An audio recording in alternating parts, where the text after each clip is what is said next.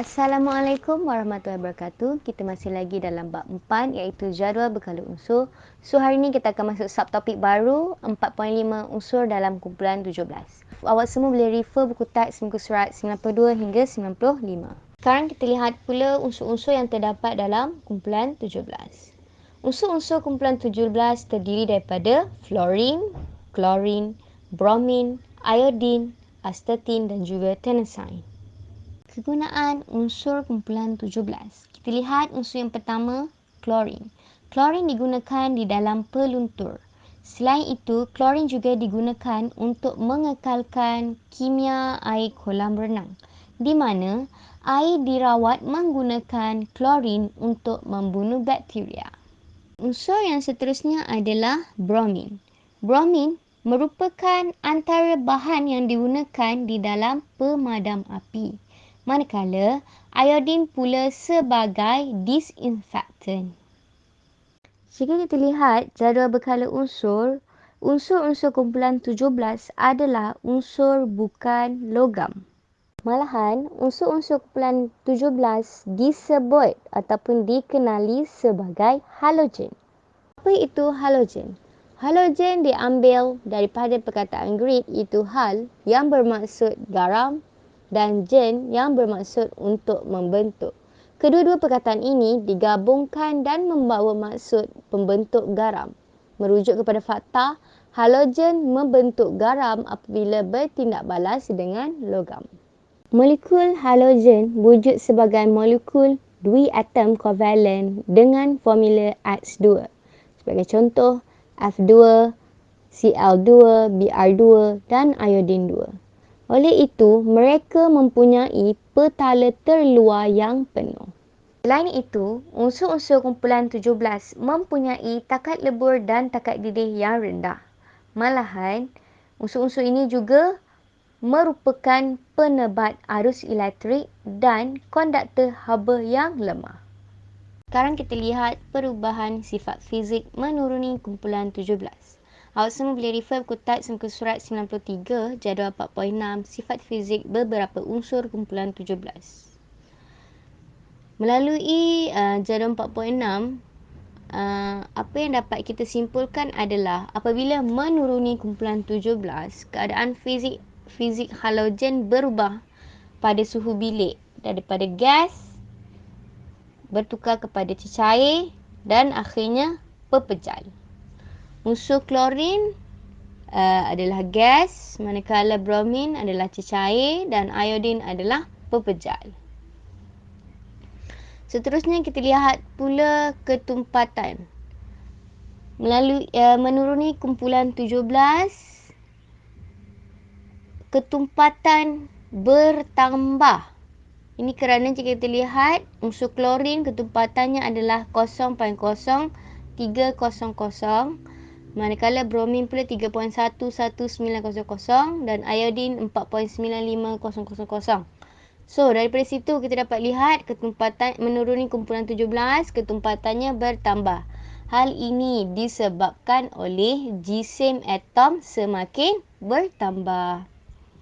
Seterusnya, apabila menuruni kumpulan 17, warna halogen menjadi semakin gelap, di mana gas fluorin berwarna kuning muda, gas klorin berwarna kuning kehijauan, manakala cecair bromin berwarna perang kemerahan dan pepejal iodin berwarna ungu kehitaman. Sekarang kita lihat pula takat lebur dan takat didih. Apabila menuruni kumpulan 17, takat lebur dan takat didih semakin bertambah. Seperti yang tertulis dalam jadual 4.6, takat lebur bagi unsur klorin adalah negatif 101, manakala iodin pula adalah 114. Bagi takat didih pula, klorin adalah negatif 34, iodin adalah 184. So, apa yang dapat kita simpulkan adalah takat lebur dan takat didih semakin bertambah apabila menuruni kumpulan 17 kerana saiz molekul semakin besar. Oleh itu, daya tarikan antara molekul menjadi semakin kuat.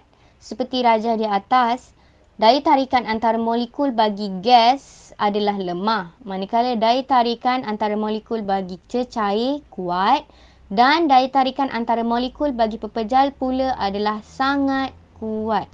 Oleh itu, lebih banyak tenaga haba diperlukan untuk mengatasi daya tersebut.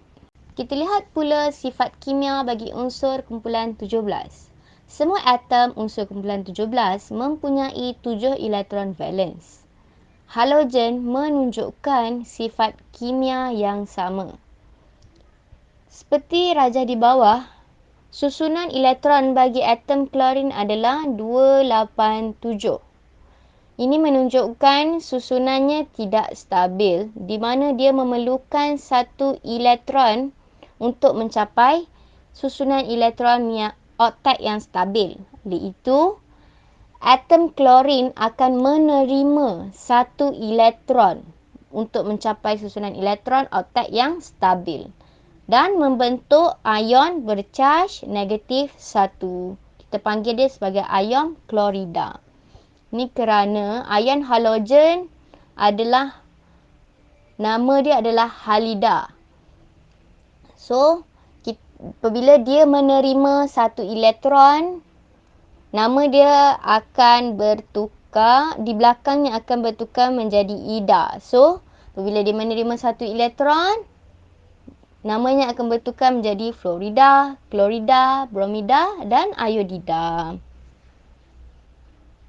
Atom klorin juga berkongsi elektron untuk mencapai susunan oktet yang stabil. Tadi saya ada tunjuk gambar berkenaan molekul dui atom bagi klorin. So, dekat sini, petala terluar bagi atom klorin tidak cukup satu elektron. Disebabkan dia tak cukup satu elektron, dia berkongsi elektron dengan satu lagi atom klorin yang lain. So, dia akan mencapai susunan elektron oktet yang stabil apabila dia berkongsi elektron. Yang tadi saya ada tunjuk berkenaan dengan dia menerima elektron, di mana dekat rajah ni antara natrium dan klorin. Atom natrium dan atom klorin, di mana atom natrium memberi atau melepaskan satu elektron kepada atom klorin dan atom klorin menerima satu elektron daripada atom natrium. So, dia akan jadi ion natrium dan ion klorida. Kita lihat pula perubahan keaktifan unsur menuruni kumpulan 17. Apabila menuruni kumpulan 17, keaktifannya semakin berkurang. Hal ini disebabkan oleh saiz atom semakin bertambah. Oleh itu, jarak antara nukleus dengan elektron valens semakin jauh, menyebabkan daya tarikan nukleus terhadap elektron valens semakin lemah. Ini menyebabkan atom semakin sukar untuk menerima elektron. Seperti kita tahu, klorin, bromin dan iodin mempunyai sifat kimia yang sama. Namun begitu, mempunyai kereaktifan yang berbeza. So, kita boleh kaji dia melalui tindak balas unsur kumpulan 17 dengan air, logam dan juga larutan beralkali. Kita lihat yang pertama, tindak balas unsur kumpulan 17 dengan air. Di mana halogen bertindak balas dengan air untuk membentuk dua jenis asid. Sebagai contoh, dekat sini kita guna klorin bertindak balas dengan air menghasilkan asid hidroklorik dan asid hipoklorus. Dan sama juga dengan yang seterusnya, iaitu bagi unsur bromin dan iodin. So, dekat sini, halogen membentuk larutan berasid dan menunjukkan sifat kelunturan apabila bertindak balas dengan air. Seterusnya, yang kedua, tindak balas antara halogen dengan ferrum. Halogen dalam keadaan gas bertindak balas dengan ferrum panas untuk membentuk pepejal perang iaitu ferrum halida. Di mana sebagai contoh kita guna dekat sini, ferrum bertindak balas dengan gas bromin menghasilkan ferrum 3 bromida. Dan yang terakhir iaitu tindak balas antara halogen dengan larutan beralkali. So larutan beralkali dekat sini kita guna natrium hidroksida. Di mana halogen juga bertindak balas dengan larutan natrium hidroksida untuk membentuk natrium halida dan natrium halat serta air. Sebagai contoh kita guna iodin bertindak balas dengan larutan natrium hidroksida menghasilkan larutan natrium iodida serta larutan iodide dan juga air. Kita lihat pula sifat fizik dan sifat kimia unsur lain dalam kumpulan 17. Semua halogen larut dalam pelarut organik dan tidak mengkonduksi haba serta elektrik. Fluorin merupakan gas beracun berwarna kuning muda. Gas fluorin juga sangat reaktif serta bersifat menghakis dan penggabungan dengan hidrogen boleh menghasilkan letupan kuat. Dan yang terakhir, astatin adalah pepejal. Astatin unsur radioaktif yang sangat sukar dijumpai kerana tidak stabil secara kimia. Untuk langkah-langkah keselamatan dalam mengendalikan unsur-unsur kumpulan 17. Okey, yang pertama, klorin ialah bahan berbahaya yang sangat reaktif manakala astatin adalah radioaktif.